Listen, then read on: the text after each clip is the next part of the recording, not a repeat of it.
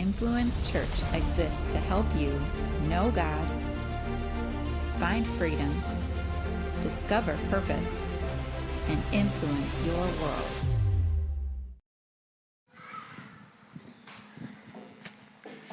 Well, good morning, everyone.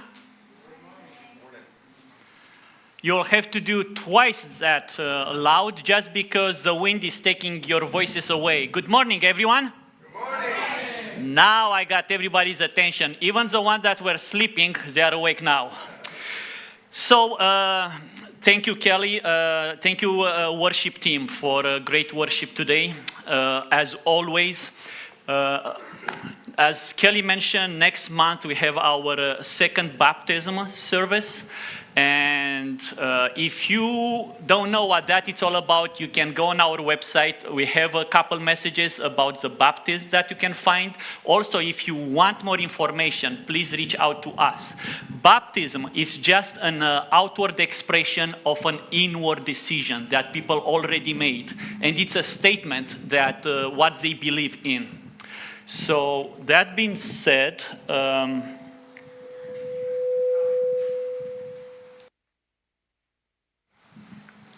we are gonna tune up little the microphone there, see what's happening.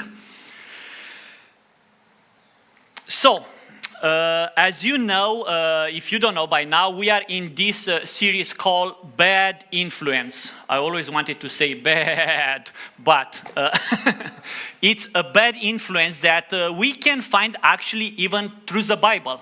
Different stories, different events where Bible is showing us how people acted, and also we can see how people reap some of the consequences of their decision. And our goal is to look to some of those negative stories that will inspire us to not act that way. Learning from your mistake is wise, but learning from the mistakes of others is quicker and easier. So let's be intentional in learning from others. So today we are going to look at Apostle Peter. And even if you do not know the Bible, probably you heard of him, you know, kind of the gatekeeper of heaven. Probably you saw pieces of art, literature, and jokes about him at the pearly gates. You know, Peter that decide who's going to heaven and who's not. No, that is not actually his role, but probably you know about him by now. But something that for sure happened is that Apostle Peter became one of the most influential Christian leaders in the first century. So many might be confused by his name because we find him called Simon in the Bible, brother of Andrew. And actually, Peter and Andrew were probably the first disciples that Jesus called to follow him, which that makes Peter one of the few disciples that start witnessing all kinds of miracles compared with some of the other disciples that joined later. So Andrew, actually Peter's brother, was a disciple of John the Baptist, if you know him. And when Jesus went to John to be baptized, John said, "There is a Lamb of God." At that moment, Andrew started following Jesus. At that moment, actually, Andrew went home and told Peter, his brother, about Jesus, the Messiah, that they discovered. And then we have John chapter 1, verse 42 is saying this. Andrew brought Peter to Jesus.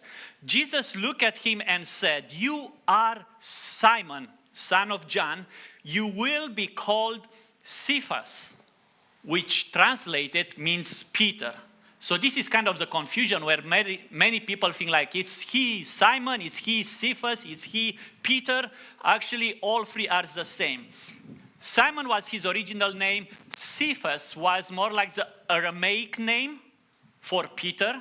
And actually, Cephas, translated from Aramaic into the Greek, it's Peter, the rock. Now, we have to understand something about fishermen. In that culture, they were known as man's man. It's not like the fishermen you see today on the end of the lake, once a year, throwing a line, hoping to fish something. This is what they were doing their whole life, fishing. Also, they were known for not a very clean, fine language. Probably cursing a lot and swearing was a normal way of communicating for them. Fishermen also were known for speaking out their mind, as we will see actually through Peter's life.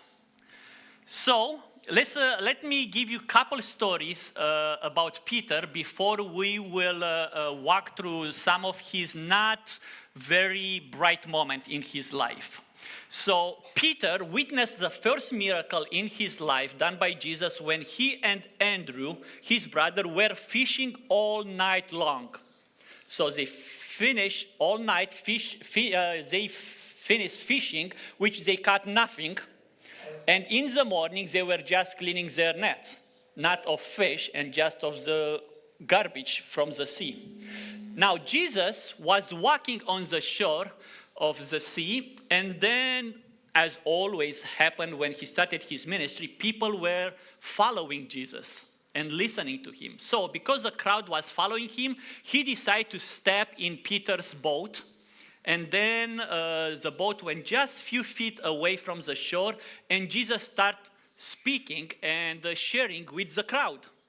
After he's done speaking, he turned to Peter and he's saying, "Now, let's go further to a deep sea and throw your nets to catch some fish." Well, Peter is answering, "Master, we worked all night and caught nothing. But because you say so, I will do it." Well, you know the story. They caught so much fish that they had to call in another boat to help them because they were sinking because of so much fish. Bottom line is this, in this story, I love that listening to what God is asking from us, it's good for us. Can bring us a lot of fish, not just for us, but also for others around us, for us to be able to be a blessing to people around us. Now, after they caught a lot of fish, Jesus decided to visit Peter's house. So they start walking towards Peter's house, and Matthew chapter 8, verse 14, we see there. So when Jesus came into Peter's house, he saw Peter's mother-in-law, which that means Peter was married, laying in bed with a fever. Jesus, touched her, and the fever left her. After this, Jesus is walking through the villages, healing people and preaching and sharing the gospel and so on and on and on. Next chapter, and I'm telling you this few stories just to understand how Peter's faith is start growing in Jesus because of all the signs that he's been witnessing. In Mark chapter 5, we see a synagogue leader coming to Jesus that asking for Jesus to heal his daughter that was very sick. And then as they were walking towards Jairus, it's the name of the synagogue leader. As they were walking towards Jairus' house, some people came to Jairus and told him like, "Hey, sorry, your daughter died. Don't even bother Jesus anymore because there's nothing he can do." Now, Jesus heard that discussion and told Jairus, "Don't be afraid, just believe."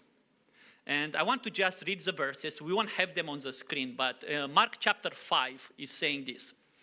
When they came to the home of the synagogue leader, Jesus saw a commotion with people crying and wailing loudly. He went in and said to them, "Why all this commotion and wailing? The child is not dead, but asleep." But they laughed at him. After he put them all out, he took the child's father and mother and the disciples that were with him. The 3 disciples were with him, that Peter, James, and John, and went inside where the child was. He took her by the hand and said to her, Talitha cum, which means, little girl, I say to you, get up. Immediately the girl stood up and began to walk around. She was 12 years old. I'm not sure about you, but right about now, I will have no doubts about who Jesus is. When these miracles will have taken place in front of my eyes, is no doubt that he is a Son of God that can bring dead people to life. Something that I love about this story is that Jesus was not derailed in his making miracle by the unbelief of other people. He stayed the course. Peter had so many circumstances to grow in his faith in Jesus, and he did because of all the signs and wonders he witnessed. In Matthew chapter 14, we see that Jesus went to pray by himself. The disciple went on the boat at sea. And after Jesus prayed on the land, on a hill, he decided to visit his disciples, to join his disciples. But just happened for the disciples to be on the boat in the middle of the sea. So Jesus didn't want to wait for them to come to the shore. Jesus decided to walk on water to go to the boat. And we see that story that actually disciples see Jesus walking on water. They got scared. And Matthew chapter 14, verse starting around 27, 28, is saying, Jesus said, take courage. It is I. Don't be afraid. And then Peter, full of boldness, replied, Lord, if it's you, Peter replied, tell me to come to you on the water. Come, Jesus said. Then Peter got down out of the boat, walked on the water, and came towards Jesus. Wow. If raising people from death, if walking on water cannot increase your faith in God, I'm not sure what else could do it. Matthew chapter 16, we see that Jesus asked his disciple, who do people say the Son of Man is?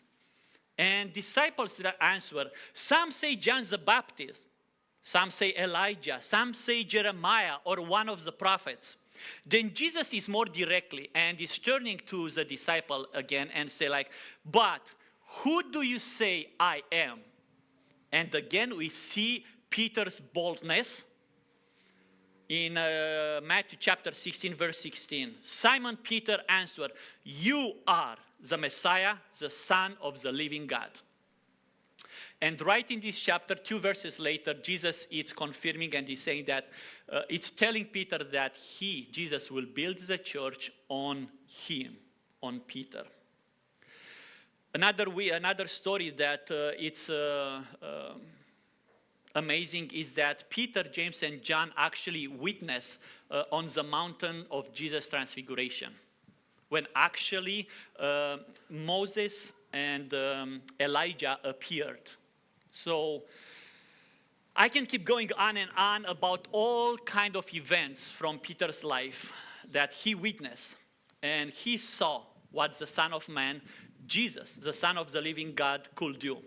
But some of you wants to get home for dinner, so I'm gonna just cut it short, and we are going to jump to the night that Jesus was betrayed and he was arrested. And Jesus, right on that night, makes a prediction that Peter will deny him 3 times. And right about here, we are entering a not such great moment in Peter's life. So, Matthew chapter 26, verse 35. Peter, again, full of boldness, declared, even if I have to die with you, I will never disown you. On the same night Jesus is arrested, Peter actually draws a sword and struck the high priest's servant, cutting off his right ear. Jesus said, like, no more of this. Put your sword away, Peter. And then Jesus is healing the servant's ear. Now, just a few hours later, we enter, as I said, one of the lowest moments in Peter's life. And I'm going to just read 6 Bible verses from Matthew chapter 26, verse 69. Now, Peter was sitting out in the courtyard. So Jesus is arrested, and he's taken away by the guards and soldier and to be trialed in the trial. And now Peter was sitting out in the courtyard watching the events unraveling. And a servant girl came to him and said, "You also were with Jesus of Galilee," she said. But he, Peter, denied it before them all. "I don't know what you are talking about," he said. Then he went out the gateway. He went a little further, where another servant girl saw him and said to the people, "This fellow was with Jesus of Nazareth." He denied it again with an oath. "I don't know the man." After a little while, those standing there went up to Peter and said, Surely you are one of them. Your accent gives you away." Then he began to call down curses, and he swore to them, "I don't know the man." Immediately a rooster crowed. Then Peter remembered the word Jesus had spoken before the rooster crows, "You will disown me 3 times." And he went outside and wept bitterly. It's not an uplifting story of Peter's life. The question for us today, what can we learn from Peter's life? If you pay attention to the text, we'll realize that the first denial took place when actually Peter was little closer to Jesus. And as he went little further, he denied and took an oath. And he went little further even, and then his old himself started coming back. He started swearing and cursing, and his old himself came back to life.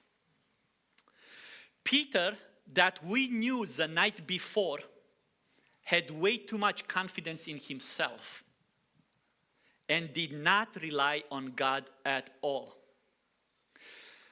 My take from this story is that no matter how strong you are, you might fail.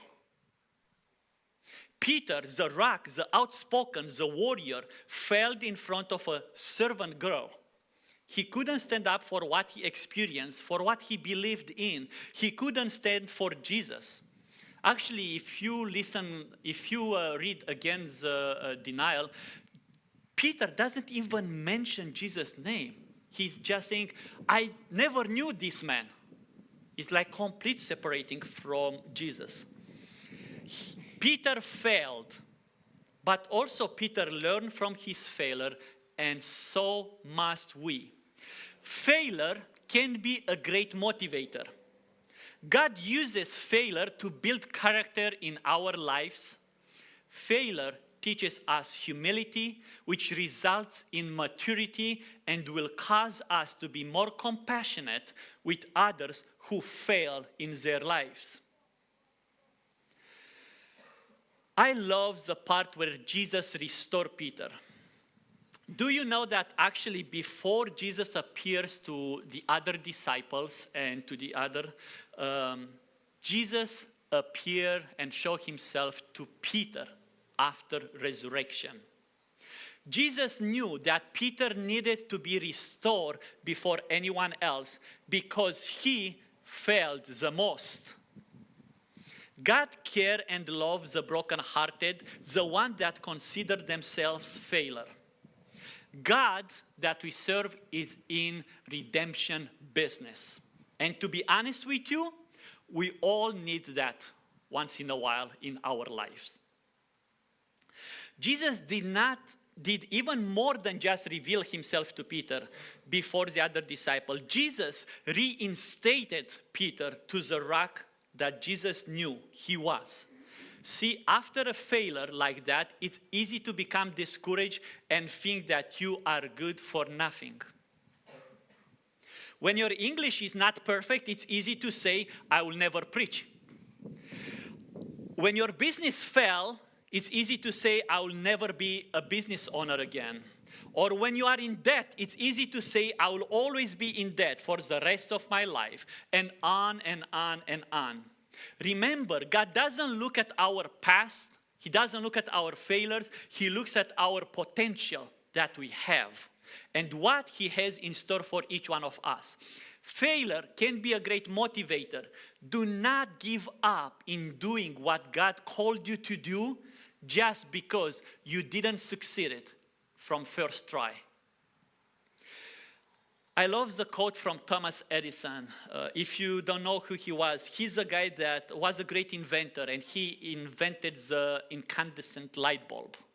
And after tens and hundreds of tries, probably you'll have been really discouraged and throw in the towels, just like me. But Thomas Edison said this: I have not failed. I have found 10,000 ways that don't work. I love that. That commitment and that desire to keep pressing on.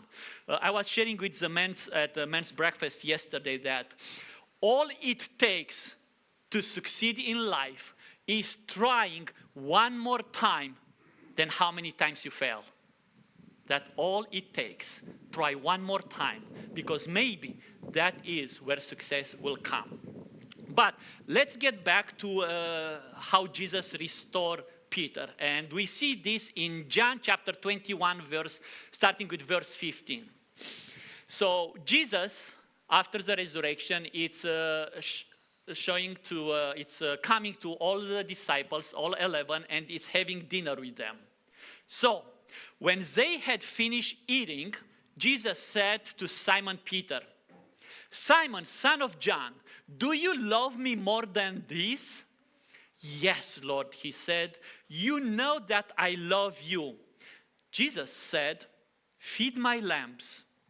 Then again Jesus said, Simon, son of John, do you love me? He answered, yes, Lord, you know that I love you. Jesus said, take care of my sheep. The third time, Jesus said to him, Simon, son of John, do you love me? Peter was hurt because Jesus asked him the third time, do you love me? He said, Lord, you know all things. You know that I love you. Then Jesus said, feed my sheep. Peter denied Jesus 3 times. And right here in this passage, we see Jesus restored Peter 3 times. Jesus did not have any doubts about Peter's love for him because he knew Peter. Jesus just gently restored Peter, and actually he entrusted Peter with his church. Because Jesus is asking Peter, who denied him, to feed his lambs, take care of his sheep, and feed his sheep. Jesus entrusted Peter with his church, although Peter denied him 3 times. God doesn't look at our failures, He looks at our potential. He sees so much more, so much better, so much good in us than what we see in ourselves. Failure is not fatal. God doesn't want us to let failure speak the last word in our lives. As He did with Peter, Jesus wants to heal us, to restore us, and invite us to commit our lives to Him, to let Him do this empowerment in our lives. Then we might discover and experience His strength in each one of us. See, Peter before denial was full of himself. But after Jesus' resurrection and after Jesus reinstating Peter, Peter became full of God. And if you keep watching, and if you keep studying, and if you keep reading the story of Peter, after this moment on, nothing could throw off Peter from the calling that he had on his life, and that was to bring the good news and tell everyone about Jesus. Went all the way to be crucified on the cross as a death, as his death. So, bottom line of Peter's story through his denial is that let's not be full of ourselves, and let's be full of God, which will empower us and will strengthen us and will help us overcome any kind of failures that we might have in our life, any kind of shortcomings that we might experience in our lives. And you know what? I'm not a prophet, but this I know.